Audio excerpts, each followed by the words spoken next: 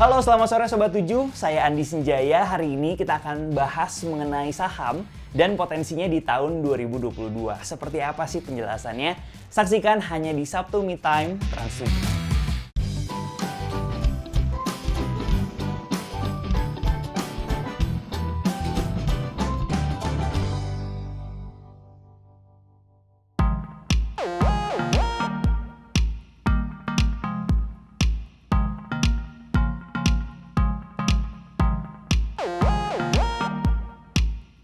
Saham adalah surat berharga yang mencatat kepemilikan kita atas suatu perusahaan.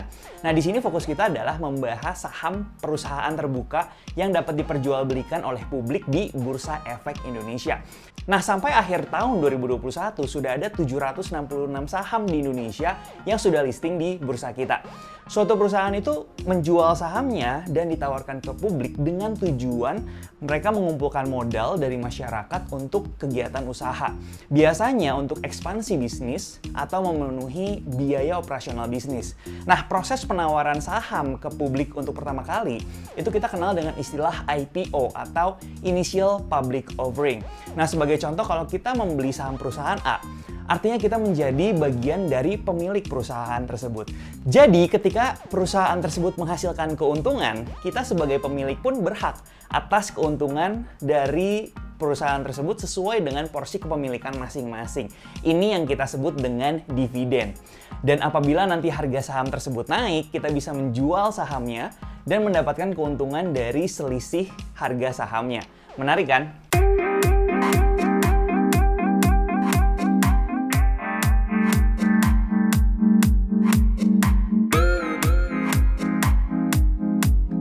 Jadi dulu ketika saya masih remaja, saya sering melihat papa saya itu duduk di depan laptopnya dia dengan monitor yang isinya itu grafik semua. Nah, ternyata papa saya sedang melakukan trading di instrumen keuangan. Pada saat itu, mata uang asing atau forex. Lalu pada saat saya duduk di bangku SMA, saya punya hasrat yang tinggi agar bisa menghasilkan uang sendiri. Nah, waktu itu saya punya modal lumayan di usia remaja, hasil dari jualan ke teman-teman sekolah. Nah, kemudian saya coba untuk browsing di internet, bisnis apa sih kira-kira yang bisa menghasilkan uang banyak dengan modal yang saya miliki ketika itu. Lalu, hasil dari pencarian saya adalah trading atau investasi saham. Namun saat itu saya belum berusia 17 tahun sayangnya, jadi belum ada KTP, belum bisa buka rekening saham. Singkat cerita, saya browsing lagi di internet dan akhirnya saya mencoba trading di currency market seperti yang dilakukan oleh papa saya. Nah, jadi dari sana saya belajar bagaimana sih sebuah harga aset itu bisa naik dan turun. Nah, setelah jatuh bangun dan memahami trading kurang lebih 5 tahun di forex market, akhirnya saya tertantang untuk mencoba instrumen trading dan investasi yang lainnya, yaitu saham. Di mana ada 700 saham lebih yang bisa kita tradingkan, dan kalau kita bisa cari 1 atau 2 saham yang berpotensi atau yang bagus, kita bisa mendapatkan keuntungan. Jadi artinya potensi di pasar saham itu sangat besar.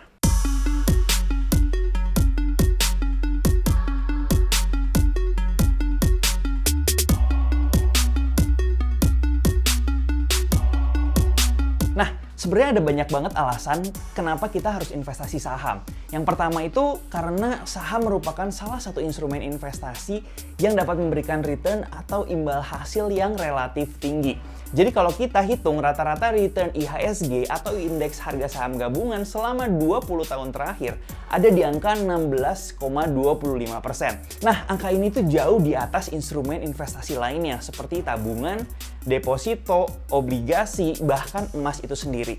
Tapi ingat, konsepnya adalah high risk, high return. Artinya semakin tinggi potensi keuntungan, di balik itu juga semakin tinggi potensi kerugiannya. Nah, yang kedua, investasi saham bisa dimulai dengan modal yang sangat kecil.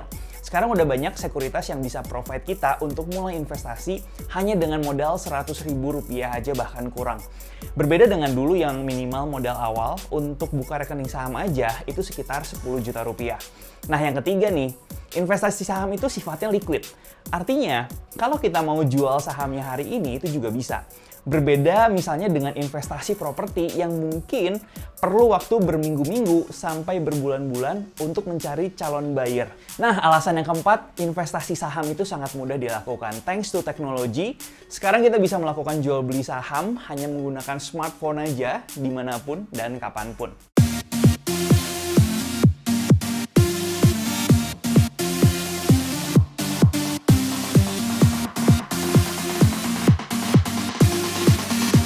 Yang pertama pastinya siapkan modal yang memang khusus untuk investasi. Yang kedua, kita harus buka rekening saham melalui sekuritas yang terdaftar Otoritas Jasa Keuangan atau OJK.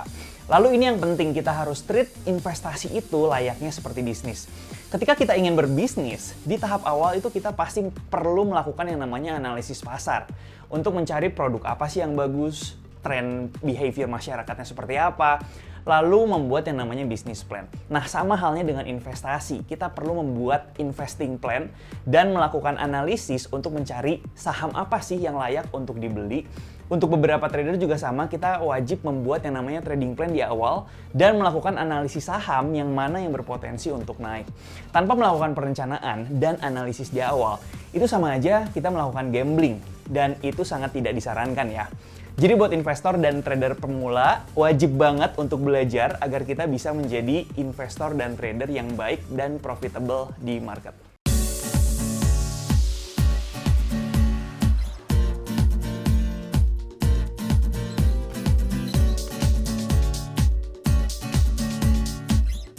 Sebenarnya bukan sebuah keharusan, tapi menurut saya pribadi mengikuti kelas atau webinar saham itu adalah salah satu cara belajar yang paling cepat. Nah, untuk media belajarnya sendiri sebenarnya kita bisa baca buku, kita bisa cari artikel di internet, kita juga bisa nonton video dari YouTube. Sekarang udah banyak banget influencer yang sharing ilmu tentang saham. Nah, semua informasi tadi itu bisa dicari di era digital dengan mudah dan murah, bahkan gratis. Berbeda sekali dengan zaman dulu ketika saya belajar, belum banyak informasi seputar saham di internet, belum ada influencer saham yang sharing ilmu di YouTube. Bahkan kalau kita mau bayar kelas pun, jarang sekali ada kelas belajar saham. Jadi sekarang itu udah jauh lebih mudah, jadi nggak ada alasan lagi nih ya untuk kita nggak belajar dan memahami tentang investasi saham. Jadi kesimpulannya menurut saya, dengan mengikuti kelas atau webinar berbayar, dari tokoh saham yang qualified itu merupakan shortcut agar belajar kita nantinya jauh lebih terarah dan mendapatkan mentor yang tepat.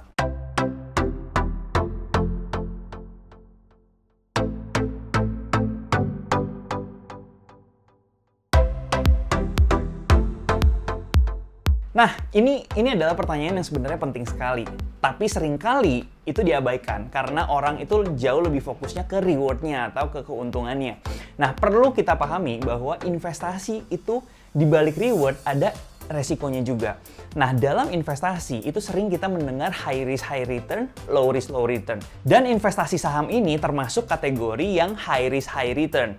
Nah, ada 3 risiko yang perlu kita cermati dulu di dalam investasi saham. Yang pertama adalah capital loss. Nah, ini kebalikannya dari capital gain.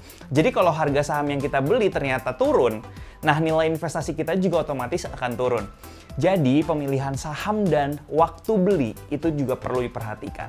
Yang kedua, saham itu juga bisa kena suspend atau pemberhentian sementara dari aktivitas jual beli selama jangka waktu tertentu. Nah, biasanya terdapat indikasi pelanggaran dari emiten atau yang dilakukan oleh emiten. Nah, di masa suspend ini kita nggak bisa melakukan yang namanya jual dan beli. Dan yang ketiga, selain suspend, itu saham juga berpotensi mengalami yang namanya delisting. Apabila perusahaan tersebut bangkrut misalkan atau memutuskan untuk menjadi perusahaan tertutup. Delisting adalah penghapusan perusahaan dari bursa. Jadi di setiap decision yang kita ambil dalam membeli sebuah saham, ingat, usahakan untuk melakukan analisis dan research terlebih dahulu terhadap setiap perusahaan.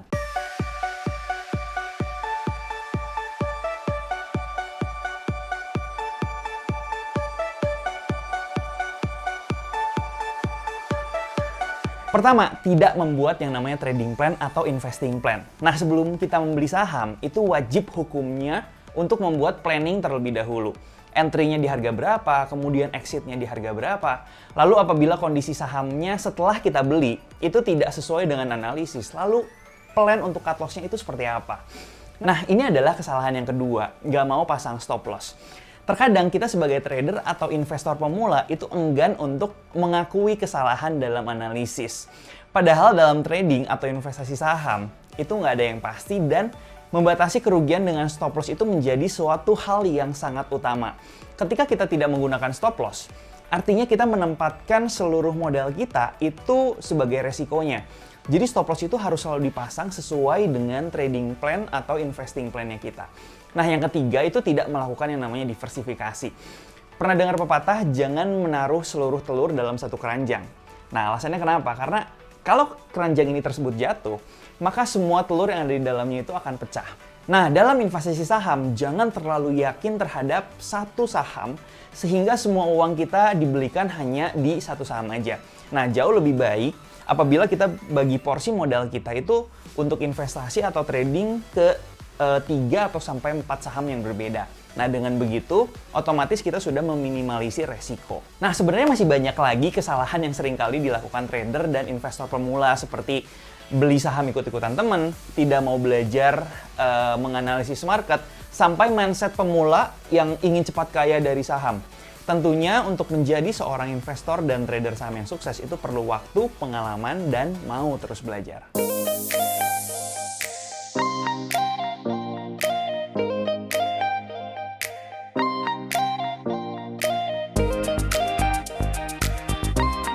Nah, pertama kita itu harus menentukan terlebih dahulu tujuan untuk membeli saham, apakah untuk trading atau investasi.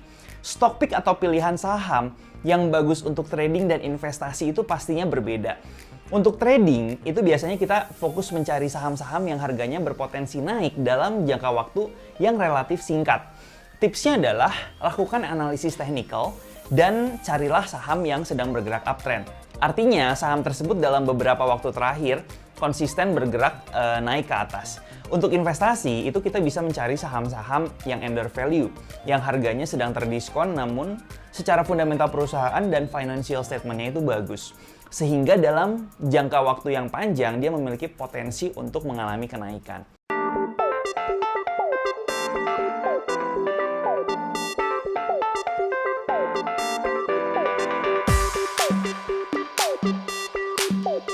Sebenarnya ini tergantung ke gaya trading dan investasinya masing-masing. Trader sendiri pun sebenarnya banyak ya jenisnya. Jadi ada yang disebut dengan scalper, di mana dalam sehari itu kita bisa jual beli ya berkali-kali ketika sahamnya naik atau turun 2-3% langsung kita jual. Ada juga yang namanya intraday trader, yang beli dan jualnya itu dalam waktu 1 hari atau di hari yang sama. Ada lagi yang namanya swing trader, di mana mereka menjual sahamnya dan membeli sahamnya itu untuk jangka waktu misalkan 2-3 hari, 2-3 minggu, bahkan 2-3 bulan. Tergantung target dari swingnya tersebut. Tapi secara general, seorang trader itu membeli saham, itu biasanya ketika sahamnya ada di area support.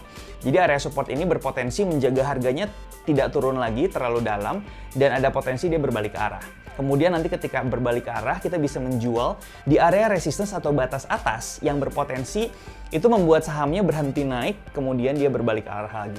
Nah, sedangkan untuk investasi itu kita bisa membeli saham ketika fundamental indikatornya itu baik dan ketika perusahaan tersebut juga memiliki rencana-rencana positif untuk misalkan ekspansi atau akuisisi perusahaan yang baru. Sehingga harga sebuah saham itu berpotensi untuk naik di masa depan.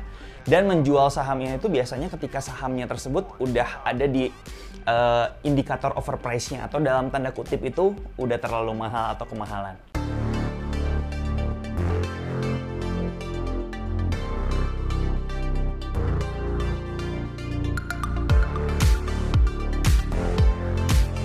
Nah, saya personally menyarankan pemula itu untuk membeli saham yang termasuk ke dalam kategori saham yang blue chip.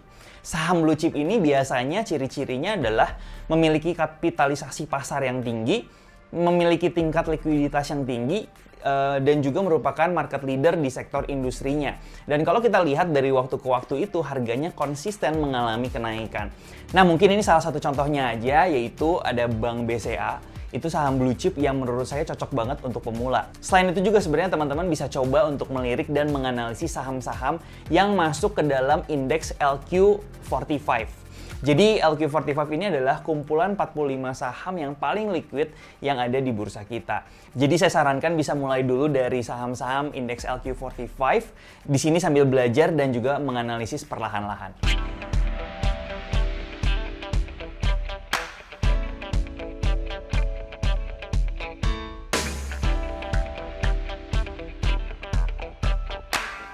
Perbedaan yang paling utama antara investor dan trader itu adalah di time frame jual beli sahamnya. Biasanya kalau investor itu fokusnya untuk long term, sedangkan trader itu fokusnya untuk mendapatkan short term profit. Nah, investor ini biasanya menggunakan fundamental analysis untuk melihat kinerja suatu perusahaan yang berpotensi untuk diinvestasi. Nah, sedangkan kalau trader ini menggunakan technical analysis seperti yang ada di sini untuk melihat kondisi supply demand di market dan potensi pergerakan harganya gimana sih dalam jangka pendek. Kalau ditanya lebih cuan yang mana, ya sebenarnya dua-duanya sama-sama cuan, teman-teman. Apabila kita bisa menguasai cara trading atau investasi dengan baik. Nah, balik lagi, tergantung masing-masing pelaku pasarnya juga. Tentu aja ada plus minusnya ya. Dalam jangka pendek, mungkin seorang trader itu akan mendapatkan keuntungan yang jauh lebih cepat. Namun perlu waktu yang lebih untuk monitor pasar. Sedangkan kalau investor itu nggak perlu sering-sering ngecek pasar dan bisa fokus ke pekerjaan utamanya. Karena fokusnya itu untuk investasi dalam jangka waktu yang panjang.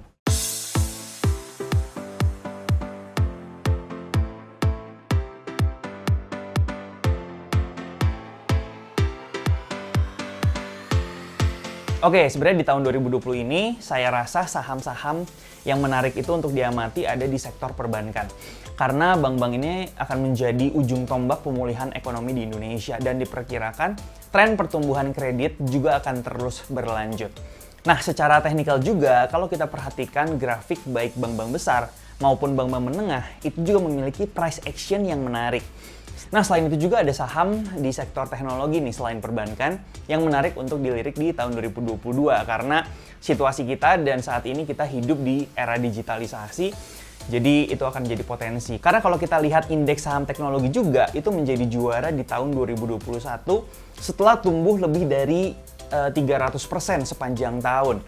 Nah, semoga di tahun 2022 ini performance dari saham-saham teknologi juga bisa sama atau bahkan jauh lebih baik. Gimana Sobat 7? Sekarang udah makin kebayangkan tentang dunia investasi dan trading saham. Nah, semoga bermanfaat untuk Sobat 7 semua yang ingin mulai investasi. Saya Andi Sinjaya, pamit undur diri. See you, bye-bye.